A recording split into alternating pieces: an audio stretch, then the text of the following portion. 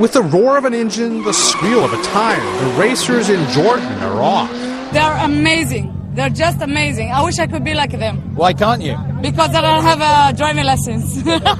But the Speed Sisters do. In the beginning, of course, as you know, I'm sure, like, they go like, what the hell, you know, she's Arab, like, why is she racing? Or, oh, she's Arab, but she's an Arab Palestinian girl, she has to be at home getting married, or you know, just taking care of the house. The sisters are the only female racing team in the Middle East. As they rally around obstacles, the crowd seems to revel in their skills. On this day, the Speed Sisters ranking in the top 10 out of 67 drivers. But the region's politics are never far away. When I race, I feel I'm fighting the occupation. You know, occupation is not easy to live. I can't go with my car to the beach, to Tel Aviv, to Jerusalem. So driving, racing makes me feel like freedom, passion, tough, you know.